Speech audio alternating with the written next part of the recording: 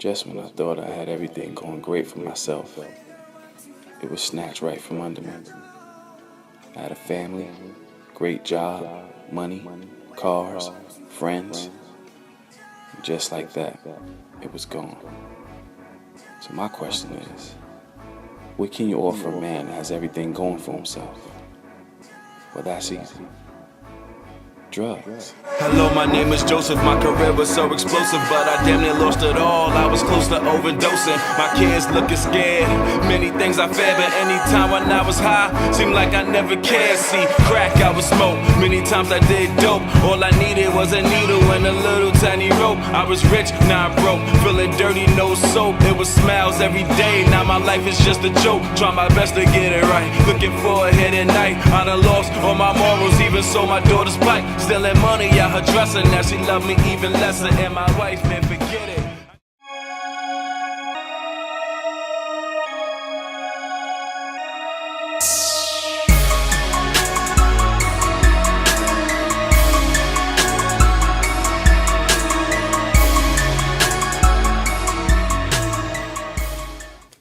What's up, everybody? Y'all know the name, Cyph, a.k.a. Dattio. I'm here with Miss Venomiss. What's up, girl? Hey, what's up? How you doing today? I'm good, yeah. In case y'all don't know, she is a dope hip-hop artist out here in Raleigh, North Carolina. But where you from, though? Let's tell everybody what's going on. I'm a Jersey girl, born and raised in Newark, New Jersey. From Newark, lived in East Orange, lived in Orange, so shout out to Essex County. Jersey girl all the way. So. Word up. So we share that in common. You know, I spent a nice portion of my life in New Jersey. New Jersey made a man out the kid. I ain't gonna front. I'm born and raised in Brownsville, Brooklyn, but shout out to everybody in Jersey, man. I definitely love New Jersey. So we on set with Talk2em. We live on Talk2em. So now we about to find out some things about Miss Venomiss and see what she doing out here. See, I got the creep voice on. See, before I turned on the camera, she told me I was a creep. I had the creepy voice on. She called me Batman. But it's but it's all good. But you know what I mean? Nah. Just a little. I was just trying to get everything set up. So you know you set things up. You try to, you talk to yourself. That's you know? right. So, you know, now we about to get into her. I gotta put my Batman voice back on, you know what I mean? So let's get to this. We already know where you from. Just set it out there. So you're from New Jersey, right? So you're from New Jersey. How was it like for you growing up in New Jersey? Growing up in New Jersey was interesting because I say more than anywhere I've lived, Jersey, you have the haves and you have the have-nots. Right. And the separation is not always clear. I wrote a verse when I was like 16 about how I lived in, the projects area, and I could see the mansions in South Orange, West Orange from where I'm at, but inside you can't get there. Right. You know what I mean? So it's very interesting. Like, depending on where you're at in Jersey, your experience in Jersey could be completely different. You ain't lying. No talk. Essex County is way different Wow. from Camden. Camden's different from the shore. You know, everybody in Jersey has a different experience. But one thing, Jersey just makes you work. Yes. You have to hustle. No matter where Facts. you are in Jersey, you have to hustle. So I kind of was born into the hustle. I was born into just moving fast. If you don't move your feet, you don't eat. Right. So that's just my mentality. I respect your hustle. I see you you. out here. You know what I mean? People been trying to get us together for a little while now. Shout out to Greg, man. Shout out to Greg. We finally did it on our own. You know what I mean? He put it in the air, but we here though. Yeah. Jersey definitely make you hustle, and I can relate. It's like you said, you can be dead in the hood, but you look up the hill, you see that little mansion, like they dangling it in your face. And it's like, and if you're not clearing yourself, it could be frustrating. Right. Because, I agree. I went to school in a town, and I talk about my music. I went to school in a town where everybody had, and I didn't. Right. You know what I mean? So you getting out of school, and kids getting picked up in a BMW. Right. And you walking 19 blocks and catching a bus, and then catching another bus, and then it's a different experience for you than that person that's getting in that BMW because you on the bus. You don't got money for the bus. You trying to sneak in the back door on the Facts. bus. I did that a few times. Shout out to NJ Transit. Right. Shout Shout out to NJ Trans for putting a back door on the bus, okay? You ain't lying. I had to do that a couple times. Yeah. So it's like, so that being said, you know, it humbled me. Right. It made me humble Right. because it made me hungry. Right. Because I got to see people who had and I didn't have. Right. So it definitely changed my mentality Right. about what I want out of life and my expectations in life. So that's dope, man. That's dope. See, it keeps you going, man. That's a fact. Yeah. I know you said you wrote a verse when you were 16. Yeah. But at what age that you figured out that you wanted to be a hip hop artist? I always wanted to be I don't remember not wanting to be a hip hop artist. That's how long I wanted to. Yeah. You see that? I don't remember always. not. Ain't no date. Always. Shout out to my cousin Damien, Dirty Rube. Shout out to him. Shout out to his sister Yvette. Shout out to Tiffany, her best friend. They all had pursuits for deals when I was young. I mean, you figure I'm 7, 8 years old. These are the babysitters or whatever. Right. And, you know, I'm going with him to the studio while he's recording. Right. I remember he did this show. I remember being like 7, 8 years old. This was the coolest thing I ever seen at 7 or 8. He took me to the show he had, and everybody screaming for them. And they had the fog machine, and the fog came out. I was like, had it all staged I was like, yo, this is the fog, and there's people coming out. And it was so hype. Like, even though it wasn't a big deal, like looking back, it wasn't a big deal of a show, but it just got me hype. And then from there, you know, I had, you know, not really ties, but just experiences. Like, Naughty by Nature shot their video for Everything's Gonna Be Alright, that song. Right. He One shot, of my favorites. Yeah, Definitely. He shot the closing scene of that video on the roof of my mom's job. And my mom worked in a homeless shelter, and we were literally one check away from living in the shelter. Mm-hmm. Like, we was eating out of the soup kitchen. You know, they provided me with clothes. I mean, like, we literally, one check, we would have been living in that shelter. And I remember him just standing up there and just saying, if you ain't from the ghetto, don't ever come to the ghetto. And one of the best lines. That's, to this day, it sticks. As a kid, I just remember getting goosebumps. And then they gave us t-shirts. And, you know, they're out there. And it meant a lot to me. Because to me, it said somebody can make it. You can make it. Right. And then, you know, that just motivated me more to just stay focused. And when I got about 12, I started writing seriously. My brother had got locked up for murder. My grandfather had just died. Wow. My grandfather was paying most of our bills in our house. At the age of 12? 12. Going through this, that's real. Yeah. Man. My grandfather was paying most of our bills. So I didn't realize how much my grandfather was doing until he died. Right. And then my brother was also taking care of us. And he's in jail. Right. So it's like, what are we going to do? Forced to make moves. Right. So, at this point. You know, I'm sitting around, I'm pissed. I'm mad, I'm angry, because, you know, we don't have. Like I said, I'm going to school in a town where everybody has. We don't have. I'm angry. So I started writing poetry about being angry. And I couldn't get it to feel how I wanted it to feel. And Flex was spinning Who Shot You instrumental.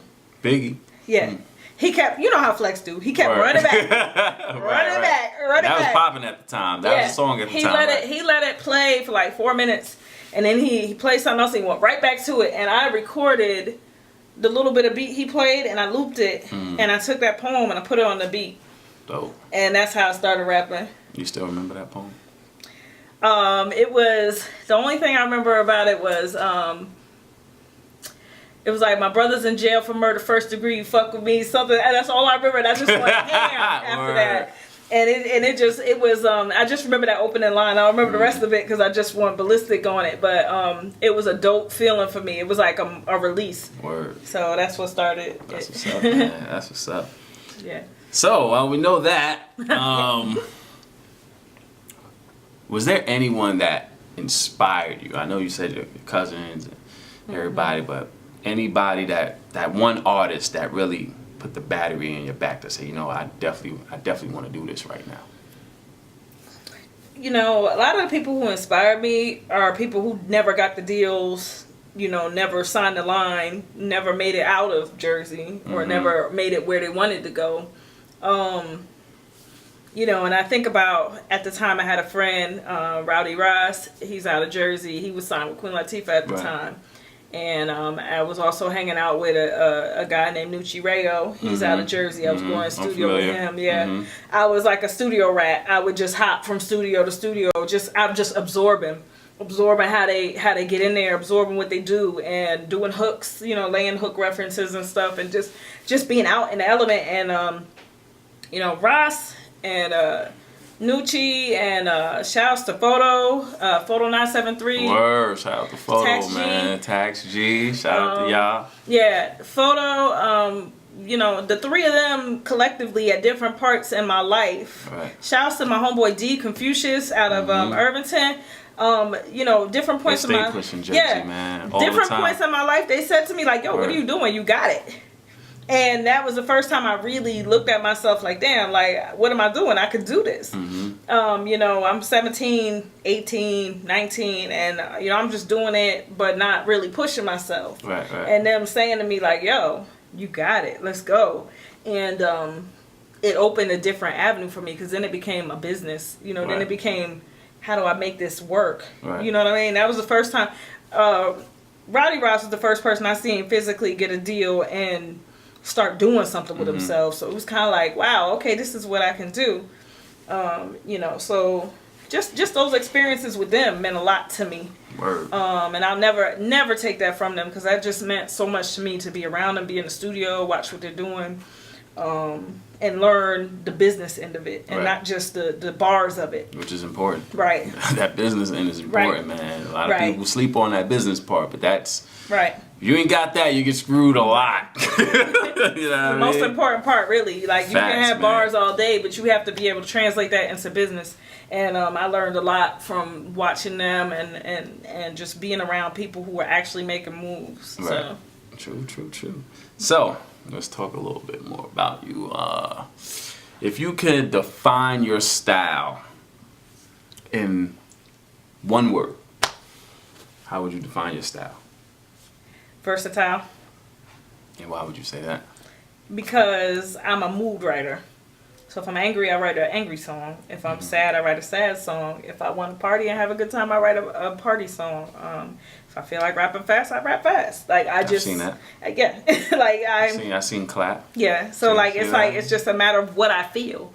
So it makes me versatile, because I'm not just speaking to one group of people. I'm not just speaking to one style of music. I'm speaking to hip hop as a whole. Like, I have respect for hip hop as a whole. I have respect for what everybody brings to the tables. You got your KRS Ones, you got your Nas's, you got your Jay-Z's, you got your Little Flips and your, you know, Chamillionaires and all these other people. You got your Lil Waynes, but collectively they make it important. Right. They make it a whole. Right. Every one of them brings something to the table. And if you really sit back and if you listen to everybody's album back to back, everybody brings something slightly different, and whether it's their delivery or their subject matter or their branding. Like, everybody brings something different that makes it important. So for me, it's just important, number one, to pay homage, and number two, to just keep myself open-minded to trying different things. Dope. So, what makes Venomiss stand out from any other artists out here? I'm humble. Okay. You know, like, arrogance drives me nuts. You know, I'm humble. I don't get ahead of myself. Like, I'm living in the moment. Like, I don't take it and get too big headed with myself. Like, oh, I did this and this many people was there. Like, okay, that's cool. Like, I've done shows where 12,000 people have been there. I've done shows where there's 5 people there. Right. You know, so I'm humble, because at any moment anything could be taken away. So I choose to remain humble in my pursuits and just keep it that way. Now, do you think, as an artist, I know you say you're humble. It's always great to be humble. Do you think you need just a little bit of... Oh, no, I'm cocky. That's what I say. I'm cocky, but I'm humble. Okay. You know what I mean? Like, if you're not going to come to me and just say whatever, because I'm going to check you on it. Right. But at the same time, I keep myself grounded. I'm a Capricorn. We keep ourselves grounded, you know. Yeah, Shouts to the Capricorns, by the way. You know, we grounded. We earth signs. Let's talk about this Spoken Guns Cyph. Yeah. That was very, very That dope. was so much fun. How did that come about? Alright, so I actually was a late addition on that. So Free, shout out to So Free Wisdom, that's my girl. So Free, she's a dope singer. She's on the Cypher. There's 3 singers on the Cypher or 4 singers on the Cypher and 3 rappers, or other way around, 1 or 2. But 3 of the girls normally sing. Right. So it started with Cutting Edge Studios was looking for the 7 best female rappers in North Carolina to put together on a Cypher. A couple of the girls weren't available. You know, they're no longer doing music, or they're on other ventures or doing other things. So I did some research. My name came up. I had been asked to do it, but it conflicted with shows I had out of state. Right. So I called them. I was like, hey, you know, costs are free. I was like, sorry, I can't go. Like, I'm out of state. And she's like, oh, no problem, whatever. So they had 7 original girls. So one of the girls, I guess, I'm not sure how she wound up not on it. I don't know if she dropped out or if they took her off. I don't know. But her spot on the song came open again. This is after they recorded everything. The original beat is different. Right. It's a whole different beat to the first release. Right. And they went back, and shouts to Gab Beats on that. He went back and laid it completely. Yo, he's so Gab, dope. what up, though? What up, Gab? He laid a whole different beat with Mike Blaze. They laid something Blaze, different. what up, though? What Mike up, though? Blaze.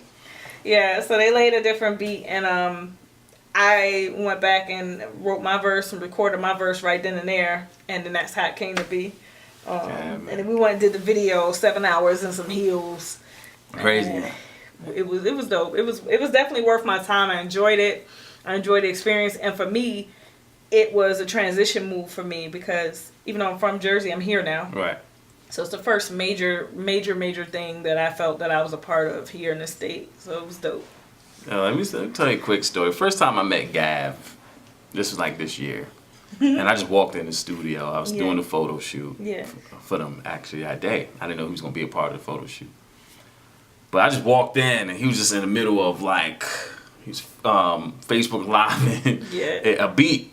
And he didn't even know I was there. And the dude I seen this dude made a beat like nothing, like effortlessly. And it was bananas, man. Yo, shout out to y'all. Yeah. Actually, I'm going to show a clip of that video right now. So check out the Spoken Guns. Spoken Guns Cypher. 7 female MCs is definitely something you want to check out. So check out my girl Venomiss real quick. Lyricist, spitting only that fire. But I ain't gonna do too much talking. Go ahead, drop that. Drop that, yeah, drop that, let's go! It's the takeover, bring the north to the south. Really making all these moves while they running their mouth. Never seen such a thing as ladies run this house. While niggas choking on their flow like the gun in their mouth. We stunning them out, and subways we run their route. Venomiss a fucking prob like the sum in the mouth. I make them clap, but I'm still with the hood gon' shout. When they say they see a threat of what they talking about. Who gives a fuck about the next move? What the checks do? I'm growing out my money now like a test tube. Fix my lipstick before I go and check you. And I ain't did nothing that I won't confess to.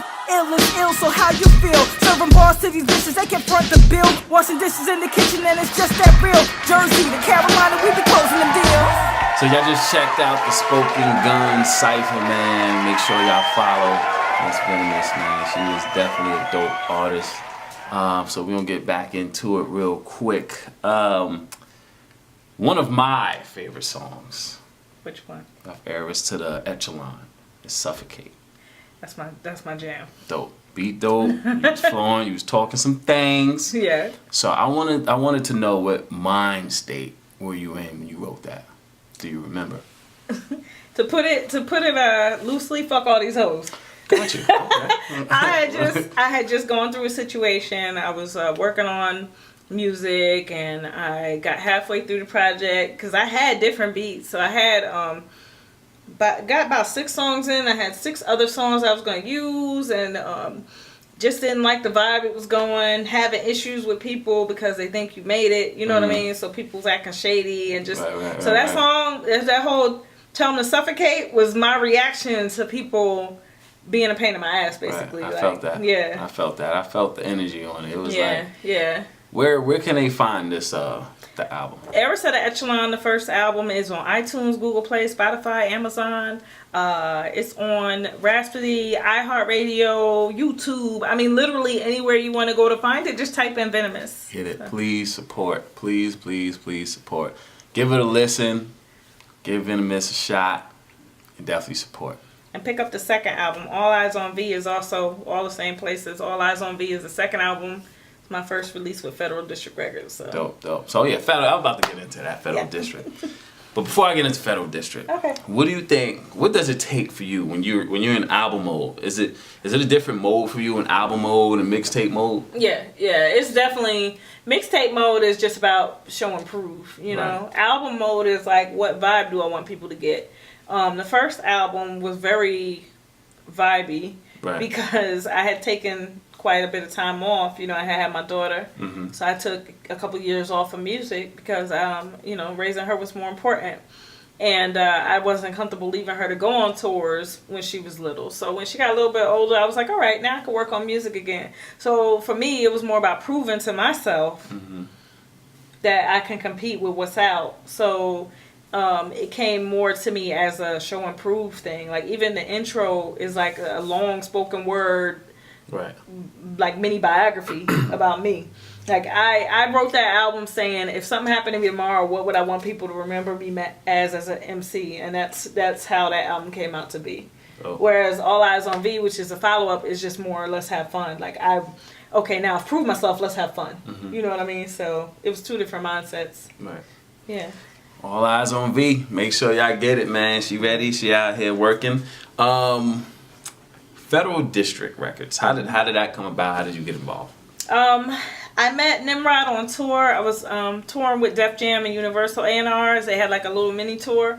And I won the opportunity to go on this tour. I performed here in Raleigh. And out of all the artists, they picked me and a couple other artists to go on the tour. We went to South Carolina. We went to Atlanta. We went to New Orleans. And Nimrod was actually headlining the tour. Shouts to Nimrod, the CEO of Federal District Records. So dope artist. Been around a long time, like working hard. Like I just respected his hustle. I respected how hard he was working, and I respected that he was moving and getting stuff done. So he started talking to me about being with Federal, and I was a little hesitant at first because I was like, I don't know how it's gonna work because they're in New York and I'm here, but I'm from there, you know, so it wasn't that big of a deal. Because I commute for shows anyway. So I did a couple conference calls with them, and I was like, now this is what I want to do. So I've been signed with them now about a year, and I don't regret it. It was a good decision. Good. So, yeah. Okay, all right. Let's get to some more things, man. Let me talk to you real quick. What era you think had the best hip hop? 80s, 90s, or 2000s? I think mid to late 90s. Mid to late 90s, and then maybe the first couple years of 2000s. Yeah, that was the leftovers. Yeah. I think by the time we got to like 2009, everything versatile had been tried. You know what I mean? Like in the 90s, you know, you had so many. You had Wu-Tang, you had Method Man, you had Redman, Biggie, and you had Tupac, EPMD. You had so many different Ice-T, Ice Cube, NWA. You had so many different styles of hip hop. It was just all over the place. Bone Thugs and Harmony, E40. I could go on. You keep going. Yeah, and then you know, it was just wide open. Everybody wanted to absorb the culture, like they couldn't get enough of it. So it's good. Like, they couldn't get enough of it. Like, what is this? What the hell is this? We need more. Different styles were amazing. Different styles were big back then, and then when you get to 2000s, we kind of even out. And everybody want to play safe. Yeah, everybody's playing safe. Like I think about, for example, like you had like Mike Geronimo. Came out and he had like a little bit more of a puffy type of feel to his. Remember that song? The tape. That was my song though. Tape of the Mike Geronimo tape. That was my shit though. You remember Busta Rhymes, Wild for the Night? Yes. That I was just bumping that the other day. That's know, like it was different. You had the ELE album came out with Busta. Classic. So people were not afraid to experiment, and I feel like at some point we just decided to play it safe. Yeah, same type beats, same kind of lyrics, even same style of rap. It's like we found a formula and stuck with it, and before we were just trying different formulas. So that's why I say that era. I don't take anything away from this era, and I don't take anything away from the era before it. But I feel like at some point somebody told us play it safe, and that's what we did. And they had a whole bunch of followers and just said, "All right, we're gonna play it safe." Everybody said, "Do what he's doing," and that's exactly what happened. Yeah. Speaking of that, do you think the internet and like social media helped or it hurt hip hop? It did both. Right. It did both. Double-edged sword. It did both. I'm gonna tell you, when I first started getting real popular with music, MySpace, SoundCloud, SoundClick, MP3.com. I was in like the top 10 for all of those websites. Reverb Nation. Right. My SoundClick page, I was averaging 43,000 downloads a year, like on some real. And so it's like I can't fault the internet because it got me a lot of people all over the place. Mm-hmm. But in the same time, like one thing it did was it spread your followers out. So whereas you make noise locally, now you're making noise in Germany and Australia and all these places. But if you don't have a big budget to get there, what you gonna do? Right. Do you know what I mean? So it helped and it hurt. Like it held us back in some ways because people got lazy. Right. And then it's like it made it too easy. Right. Because now everybody raps. Everybody raps. I'll tell you a funny story. I was at Chick-fil-A and the dude that's ringing people up is telling people to go download his mixtape. Wow. And I'm like, can you ring me up though? Like he's like, oh, because my mixtape is on this and that. And I'm thinking like, just in case y'all don't know, Chick-fil-A in the South is cracking. You pull up at a Chick-fil-A, it's like a club. You know what I'm saying? They coming outside, taking your order. Chick-fil-A, man, a fast food spot. It's crazy. I never seen nothing like it. Chick-fil-A is banging. Chick-fil-A is banging. But yeah, I just was kind of like irritated because me as a rapper who've been doing it for a long time, I'm like, that's lazy. Like, you see the people in your SoundCloud. But is it lazy or is it hustle? Because some people will look at it like he's still hustling to get his and he got a job. Yes, but I think it was lazy. I was just pissed off because it was lazy. I mean, listen, man, I've been there. I was selling sneakers and at the time but I had a CD though. I been there too, you know. I had a CD, I had everything set. But you're not gonna put your CD in the Happy Meals, you know what I mean? Like, I just people was buying them though. I had my CDs in the stock room. I was coming out like, what the CD? It made artists lazy. Whenever they gotta go to a show where they gotta work, they gotta promote the flyer, or they gotta show up and bring people. They get lazy and complacent, and it's like you don't realize how good you have it. Right. Because at one point we didn't have the internet to tell people about the shows. You had to go to 20 people's houses and tell them. Yep. You know. So that being said, I just think that's why I say I think it's like a gift and a curse. Like it's a gift that people don't appreciate. Mm-hmm. And the other bad thing about the internet is you have where like the streaming revenue is not where it should be just yet. Like it's not regulated like it should be. So it's in some ways they're kind of getting away with murder. You're not getting the money you should get. Like my song has like over 500,000 streams, you know, but the payout scale is not where it should be. Right. So that being said, yeah. What song we talking about? Clap? I knew you was gonna say that. 740,000 streams on Spotify. Check it out. That's Spotify. 30,000 streams on SoundCloud. Yeah, so it moves. You know, the music moves. So definitely check it out. Definitely. What song have you recorded that meant the most to you? Flower on a new album, Flower. Okay. And Flower was 2 songs. Flower is another song I have unreleased that's about my brother being in jail. Mm-hmm. And that one means a lot to me because it's me writing him a letter. Because there was a period of time where he was locked up and I was mad at him for being locked up. Because, you know, you're taught thou shalt not kill or whatever else. But what happens when your family member kills? Mm-hmm. How does that change your mentality? Right. And I know my brother was protecting himself, but at the same time, it's like as a kid, I couldn't make sense of that. Mm-hmm. So I wrote a song to him that was a letter to him, and it meant a lot to me. Still one of my favorite songs to this day. I never finished it, but it was really important to me because it was me expressing to him why I haven't been up there to see him and why I hadn't written him. Mm-hmm. But on released material, I would say Flower. Mm-hmm. Because Flower is about situations I've been through in my past, domestic violence situations. Wow. You know, dating at a young age, like 16, 17, dating people that was no good for me. Mm-hmm. Getting involved with things I shouldn't be involved in. Mm-hmm. And Flower's the first time, like, my family didn't even know what I was going through. So it's the first time that I got to express it. Mm-hmm. I wrote all the R&B on that as well. So I usually, I write all my R&B. So if you hear a hook on a song, I wrote it. If you hear, Can you sing? No. I can't sing worth a damn. be singing at home by yourself, No, but you like know in the what? shower, in the car. I used to could sing, and then I got like laryngitis, and my voice didn't come back. So yeah, so that's why I can write it and harmonize it and tell people how to execute it, but I can't sing. So, but yeah, I write all my R&B. Cool, sounds dope. Producers, let's talk about that. Yeah. If you had a choice to work with any producer, name two. Who would these two producers be? Dr. Dre. Very dope. He's very versatile. Yes. He's very versatile. Dr. Dre, and I think I would go. That's a difficult one. Probably Kanye.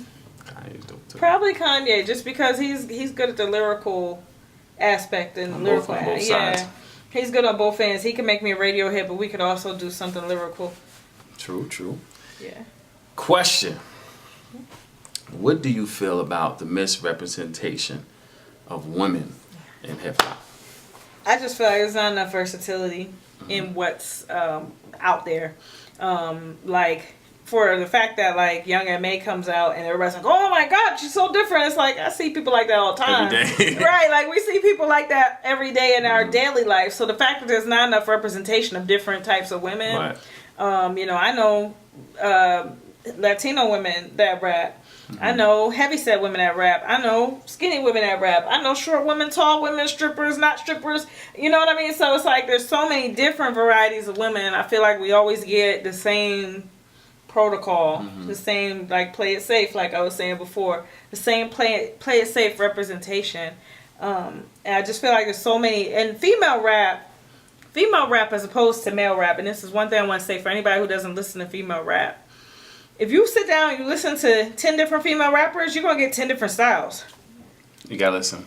You're going to get 10 different styles. A lot of people don't listen. That's the problem. Yeah, you're going to get 10 different... A lot of females are not all doing the same thing. Like, you might get the sexual rap, but then you might get somebody who's telling life stories, and then you might get somebody who raps fast. I mean, there's a lot of versatility in female rap. Then you might get the poet, the one that's telling about her childhood. I mean, there's a lot of different types of female rappers. How do you feel about the derogatory names that, a lot of the men use in hip hop for females? I mean, it is what it is. I feel like it's what they grew up listening to, so that's what they use. It is what it is. I know I'm a queen, so you can call me whatever you want to call me. I know what I am. Right. You know what I mean? You can say what you want, but as women, it sucks, and we go through it, but people have derogatory names for gay people. People have derogatory names for white people. People have derogatory names for Indians. You know what I mean? So it's just a matter of being sure of yourself and knowing you are not those things. It comes with the territory in hip hop. It always has. I don't know why, but it always has. Do you feel any sort of way when, like, songs like that come on, or do you only when they go overboard? I'd be like, come on, bro. Come on now. Come on, bro. Like, did you really have to say, like, when they go real left field, I'd be like, right. I mean, sliding on my sucking on my cutting it. I'm like, hey, yes, You know what I mean? And it's like, when they do that, I kind of get a little like, come on, son. But I'm around it. I'm a tomboy at heart, so. Oh yeah, so you brushing that. Exactly. I'm a tomboy at heart. Right. Like, I grew up with male best friends my whole life. I got four brothers, so like. Right. So let me ask you this one. Name an artist who had the biggest impact on your hip hop career. Biggie. Notorious B.I.G. Same here. His storytelling. Yes. Is phenomenal. I could sit and listen to him and just get lost. Like, what is that? Somebody's Got to Die. I think the one where the guy's double parked by the hydrant at the end. I remember the first time I heard it, I got so wrapped up in his story. When it got to the part where he was by the hydrant, I just stopped for a second because I was like, damn, wait, I gotta listen to that again. How do we get there? You know what I mean? Like, he just was crazy, and I always strive to make sure, because of him, I always strive to make sure that my subject matter made sense. Yes, have to. It had to make sense. Like, if I started with this line, I need to end with something that makes sense. Bring it a whole. Yeah, I need to make it whole, and it was because of listening to him that I became that way. And Busta's another one who's the same way. People don't give Busta the credit they need to. I got every Busta album, man. Me too. Crazy, yeah. man. He's dope, and he's another one that's good at connecting the dots like that. Yep. And it just made me want to step myself up. One of my favorite Bustas is what Things People Do for Money. Yeah. Dope. Yeah. Dope. I mean, I was in high school rocking that. That was so dope to me. I was just like, man. Yeah, that's why people be sleeping on Busta, man. Yeah, sleeping on my mans, man. In your opinion, what was the best hip hop album ever? Ooh, that's hard. Yeah, give me one. Give me one that just like that hit you like bam. The best hip hop album ever. Bam. Damn. Why you have to do that? See, I told you I'm pull this out of you, man. We don't talk. Let's hit what we got. And you know what? This is something that's debatable. Of course, because everybody's gonna have that hip hop album that they think is the best hip hop album. So for me, from my point of view, I don't know. It's a hard one. It gotta be something. What was rocking in your car, on your CD player, or on your MP3 constantly that you constantly? First of all, Rough Riders, anything Rough Riders, and you know what? I'll say. Perfect album for me, Dark as Hell is Hot by DMX. Classic. I played that album so many times. Like, I can't tell you how much I listened to that album because it was so unique. Different, and I'm not saying it was like the ultimate best album ever, but for me, it was one of those ones that made me say, God damn, like what? Different. Like, wow, this is just... Who the hell is this? Who the hell is this guy? Word up. Yeah, that one. And I'm gonna go left field on this for some people, but for me, Bone Thugs-n-Harmony Creeping on the Come Up is one of my favorite albums because nobody was doing that at that time.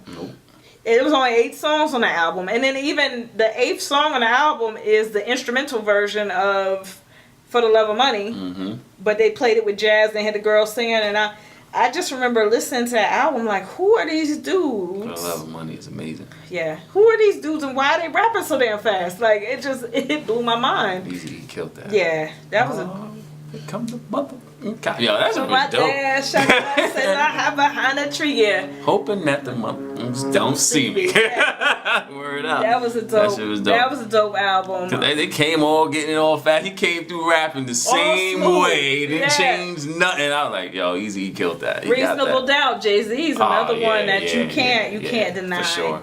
Nas, you can't deny Nas's first album. You can't deny that. Like the classics. Like, I like albums that set the tone.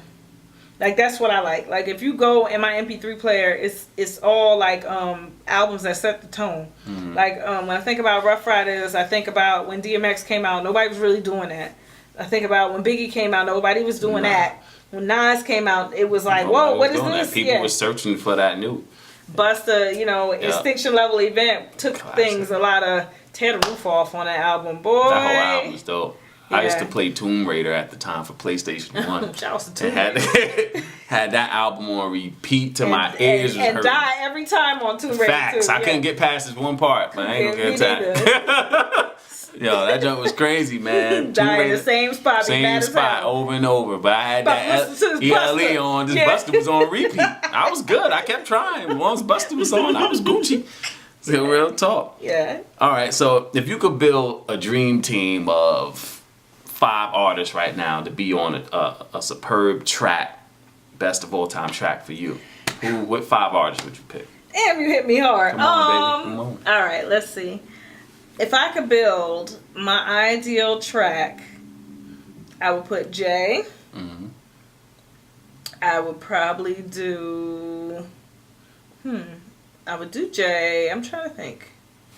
This is difficult. See? Oh, yeah. Come on. Let's talk, baby. This is difficult. I'm failing, y'all. No. Jay, I think I would do probably Kanye. Because I respect him and he does a lot of creative elements. So I think he would tie things together. I would do Eminem. That's 3. Royce da 5'9", because I am a huge Royce da 5'9" fan. Royce the 5'9", when I used to do the blog writing, I had the privilege of interviewing his brother. And he's just as dope. And I seen someone on Sway. They was getting he's busy. dope, and I got to learn the inside mind of a lyricist, so to speak, because it's like I learned a lot about how they started writing together and like little lyrical exercises they used to do and stuff. So it was dope. So Royce the 5'9", that's where am I at? 4, and me. That's I was 5. gonna say you gotta put you can't miss that opportunity. Right. like, All these people are so hell no, put me in there, yeah. For real. So where do you see yourself in the next 5 years? Next 5 years, I want to be everywhere. Like for real. Like I really just want to do a little bit of everything. I want to get into if the winds blow that way, radio hosting, television hosting, acting, and I just want to be not where I am today. Do you know what I mean? Like I just want to keep building. Right. Like every goal I've had for myself for the last 10 years, I've smashed it. So I just want to keep smashing goals. And even when I think like, damn, I don't know if I'll make these goals, something happens and it comes through. So my next set of goals is just to smash this year and make this year look like, oh, that wasn't even nothing. Let's go to next year. You know, I mean, yeah, like 2 years ago, the biggest crowd I did was 300-400 people. This year I did 12,000 people. Dope. You know what I mean? So as long as I keep elevating myself and doing bigger events, bigger crowds, more shows, I definitely want to go overseas. I get a lot of love in Germany, Australia. They always support. Australia, I got a video from a school in Australia of their kids doing a dance routine to clap. And it humbled me so much. Like in London, I got a video of a girl. She teaches hip hop dance for workout, and she uses clap in her room. And those 2 videos meant more to me than anything, any trophy, because I've won album of the year, a couple other awards, more than any of that. Those 2 videos meant the most to me because it meant that my music had the impact I wanted it to. Absolutely. So, yeah. Let me see, what did I say? What do you rather? Do you rather be in the studio creating or performing live? Performing live. What feeling do you get when you perform live? Energy. You just feel. I feed off the energy. I did Nappy Roots. Shouts to Nappy Roots. I opened for them here in Raleigh, and the crowd was just magnetic. Like my hair on my arms was standing up because I could feel their energy, and I just we had it turned. So I enjoy that interaction. Right. I enjoy being up there talking to the girl in the front of the crowd, going to find a person whose birthday it is and bringing them up with me, and just I enjoy that interaction. Yeah, because now I'm doing a little bit of hosting too. Like I've been hosting some events and stuff, so I just enjoy the interaction with the people. And creating in the studio is part of making that interaction happen. Of course, that's part of the process. Yeah. What do you feel about today's hip hop state of mind? The youngins that's creating the music today, 2017. You know what? To be honest with you, I don't see any less passion in them than I did when I started. That's just being real. Like I looked, they do those videos you see on Facebook sometimes, like the de-evolution of hip hop and stuff like that. But really, honestly, what's the difference between what they were saying in the 80s and what they're saying now? Like this, really, some of it is not really that different. Like in the 80s, the early 80s, there wasn't a lot of lyricism. It was about having fun. And today, they're about having fun. So you're really, in theory, experiencing the same thing again. It's just 2 generations behind. So, when I'm out doing events and getting to know people and stuff, I don't see any less passion. The only thing I see with the younger generation is lack of guidance. They don't have where we had, the 80s generation to go to and be like, yo, what do I do about this? How do I do this? I don't feel like they have that same guidance because there's a disconnect between the people that came before them because there's this fight over the style as opposed to just trying to help the next person get ahead. Right. So I just feel like if they had a little bit more guidance towards what their goals are, they'd be great. I agree. I mean, it's a lot of lack of guidance. With the new era. Yeah, they're trying to figure it out on their own because they don't have that older generation. Where you think about the a lot of 90s artists came in because the 80s artists brought them in or had events and introduced them to people. Our generation artists are not doing that for them. So they're trying to figure it out on their own. Right. They kind of made their own lane in a way. Yeah, they did. And just did what they wanted to do. Exactly. And when you got the support of colleges and high school and junior high school, and they back you, people in your town. And that's who you need to back them. That's true. Who spends the money. That's true. That's true. Yep. So let me ask you, have any new projects coming out? I'm working on album number 3. So yes. Yay. I'm excited. 2018? No. Later this year. Oh, yeah? Yeah, I'm a fast writer. Once I get started, it is what it is. But, you know, I'm out 3 songs in, and I've just been in the studio. They're coming out hot. Shouts to Bull City Studios in Durham. That's where I've been recording. Absolutely. My engineer for the first album and the second album moved to California. So, you know, I'm on to bigger and better things. He's on to bigger and better things, too. But, cool. Yeah. Okay. We did, I thought I asked you that already. Actually, I'm going to ask you this. Besides hip hop, is there anything else you want to do? Just be a businesswoman, like for real. Just be able to provide my daughter what she needs and take care of my family and whatever else. So, you know, in a couple years, if I'm not in music, as long as I'm a successful person in my life and I'm not where I was. As long as you're better. Exactly. I got you. Better in 5 years. Yeah. I got you. I also see that you model. Yes. Seeing up on that model. When did you decide that you wanted to do model? It just kind of came to me. I'm considered plus size. I'm considered full size, and I don't hide it. I do events. I'm out in all my thickness glory. Like, sorry, not sorry. Hold up. Sorry, not sorry, right? Being thick is a beautiful thing. thing. It is a very beautiful thing. So I've started getting approached more. Like, hey, you know, you're curvy. We need curvy models. So I've been doing more just modeling and more photo shoots for curvy women. You know, I just feel like there's more body types than just straight and hourglass and tall. There's different body types. And I mean, I don't have a bad body type, but it just, the stigma is, oh, you're plus size, you're not going to get anywhere. They wrong. Yeah, they're very wrong. And so, you're so stupid. So that, you know, that's what led to it. And I've just been branching out, doing more. I do the sexy shoots too. I don't care. I'm kind of like, you know, I just feel like if I inspire somebody else to be happy with who they are, and that is what it is. As you should. Yeah. As you should. Yeah. Creeps. Now that you model, you be modeling. It's creeps in the DM. You get a little creepy DM life. Creeps are always the random Facebook call that don't know you. I have a rule. If you Facebook call me and I've never talked to you, I'm going to turn it off. That's creepy, man. I figured out how to block people from Facebook calling me. So they can still follow my page, but I can block them. And I had to do that because I was getting calls, especially from Africa, where they're asking me for money. Oh, yeah? Yeah, weird. I get, like, and it's not even just the guys. Like, you get girls. Like, hey, you're a celebrity over here. Can you send me some money? Creepy, yeah, man. Can you send me $1,000? Can you buy my shoes? Creep life, man. I'm used to it at this point. I just don't like if you're too creepy and you show up to my show, you will meet my friends and you will not be happy. There you go.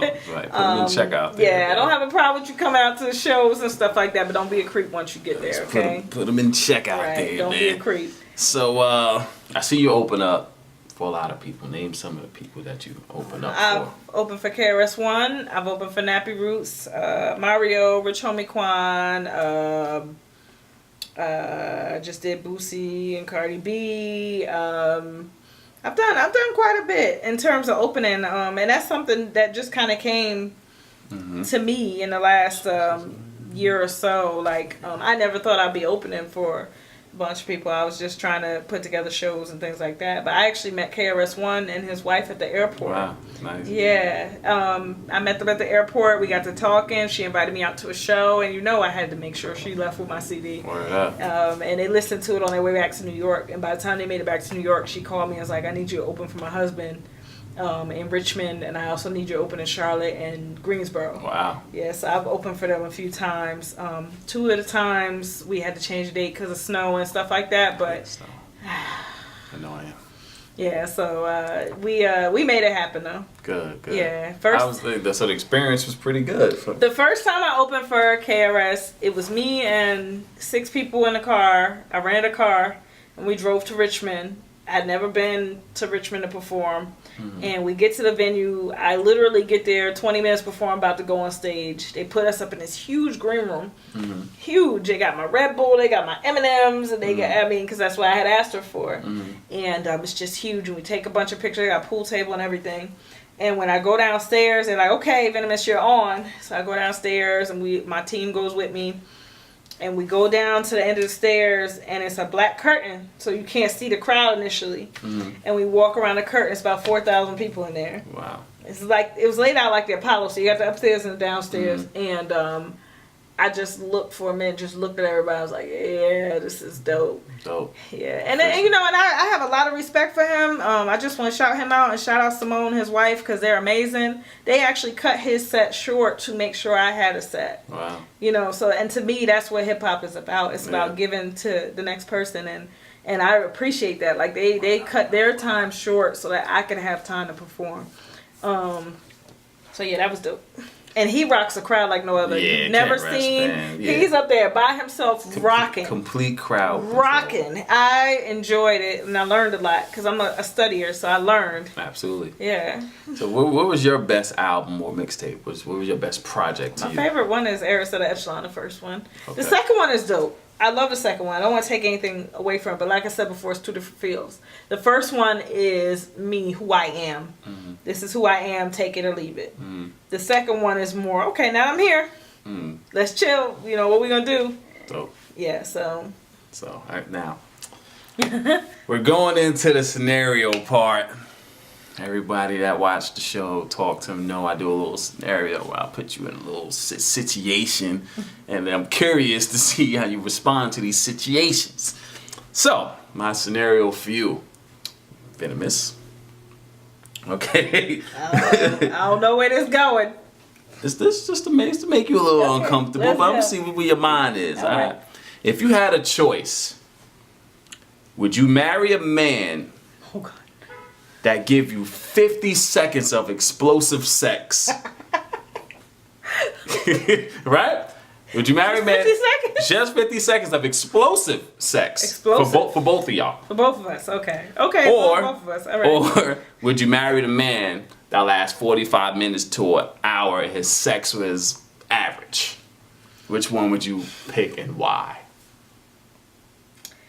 I'd probably pick average. So even though this dude gets crazy in bed for a strong 50 seconds straight, just go bananas. Y'all both climaxing and everything. Then what? I mean, that's 50 seconds. So you rather pick we got this hotel all night. Now what? I mean. I'm just saying, like. Go to sleep. No, I'm just playing. He said go to sleep. Some people might go to sleep, man. He said go to sleep. Go to sleep. But that's what I'm saying. If there's explosive 50 seconds. Send your hate mail to El Dattio at. Don't hate me, man. I would go with the average because sex is just one part of the relationship. Right. So if he has 50 seconds of amazing sex. Amazing. Best ever 50 seconds. Right. Best ever 50 seconds. But what happens with the rest of the relationship? Talk. That's the other part of the relationship. Okay, but I would take average because you can train, you can teach people. Okay. But what if you can't teach this dude no more? It's just over. See, look, he asked the scenario. You see this? It's just over. He gives you the I don't know how I feel about 50 seconds. That's kind of like 45 minutes is like okay, but 50 seconds. All right, so you're married to average dude, not the 50 married seconds. Average dude. Why not? All right.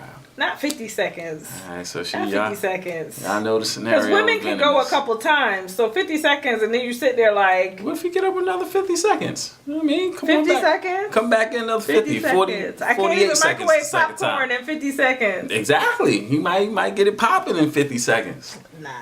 Sweating and everything. 50 I'll take seconds. Average. Average is fine. Right. He said 50 seconds, y'all. Hey, so my question to y'all ladies, would y'all take the dude that give you 50 seconds of explosive sex, or would you take the average guy, or maybe a little garbage time guy that lasts 45 minutes to an hour? But you just said he was average, not garbage. I mean, all right, what if he was garbage time? If he was garbage, we taking 50 seconds. All right. So the second part to the scenario. So now so you wouldn't take the garbage guy for 45 minutes to an hour. I definitely would take the garbage guy. The garbage guy. His stroke game is terrible, but he lasts though. But he garbage. All right, so now you take the 50 seconds. Yes. All right. So I'll take 50 seconds over garbage. But you said average. But an average, she'll take the average. Okay. You know, should just train him. Okay. Yeah, train him. Should train him. Damn, man. So y'all leave y'all thoughts. I want to see what y'all think. Drop a comment. Make sure y'all follow Venomiss. Where can they follow you? You can find me anywhere on the web at It's Venomiss. That's on Facebook, Instagram, Twitter, all the social media at It's Venomiss, and VenomissWorld.com is the website. Shouts to Federal District. Absolutely. Y'all already know. Y'all follow me at Dattio, at ED Films in Photos as well on Instagram, eldattio.com, Dattio07 on YouTube, and Dattio Productions on YouTube as well. Check out her videos, man. Download the music everywhere. Y'all have to support. And thank y'all for watching.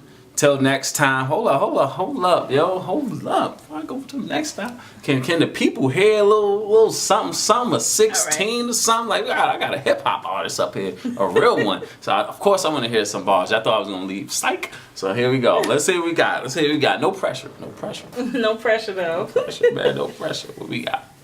I ain't the best that ever spit it or the best that ever did. I'm the best at being me, the best me to ever live. Heroic on the booth, I'm standing wide-legged and think I pour my life out on this mic like it's gonna listen when I spit. A capping up beside the shit, embarking artists at my squad from beside them up in the pit. I wanna live forever, so I'm focused while they sit. Let these bitches argue about who the baddest bitch is. And I ain't got no time for that chatter. All I do is clog my inbox up and eat up my data. Distractions for the weak-minded, watch them all scatter like Max said. I turn their body into antimatter. See, that gunplay is okay, but that wordplay is nice. I ain't out here for the hype, I'm out here like I'm earning stripes. A calculated mind and my thoughts are so precise. And I'm tracing out my dreams, these niggas chasing someone else's life. Yeah, I got that ass on my chest. And I'm out here representing for the best of the best. And the rest are a mess. Ain't no need to address. Niggas fiending for a mention like they need to repress. I'm presidential, Michelle Obama with no White House. Like late bills, I leave these niggas lights out. It's nothing, let them all know. Let them salute me when I'm coming everywhere that I go, okay? There you go, man. She just laid it down. Make sure you follow Venomiss. Make sure you follow me, Dattio, at ED Films and Photos. Instagram, YouTube, Dattio07, eldattio.com. Download her albums. Go to Spotify, stream it, do whatever you can, support. Yes, thank you y'all for watching. Talk to 'em, baby. Good night. Till next time. Bang bang. We used to say it's us against the world. Fell in love way before I was your girl. Combos on the Skype talking late night. Kiss you like I mean it when we out on date night. You my little vixen, what you like to say. Kinda shy till I'm showing off that negligee. I cried for you every time you had to walk away. I tried harder even when you said you couldn't stay. Close my eyes, now we laying on the beach. Lotion on my thighs, hands on my peach. I'm the student, man, I love it when you teach. Even when I travel, I ain't never out of reach. Kept it classy, but my mind in the gutter. Matching furs, matching kicks in the summer. Love it when you tell me that no one can come above her. A diamond in the rough when she shines like no other, yeah. Baby, where you wanna go? Tell me. Anywhere, just let me know. We'll go far away from here.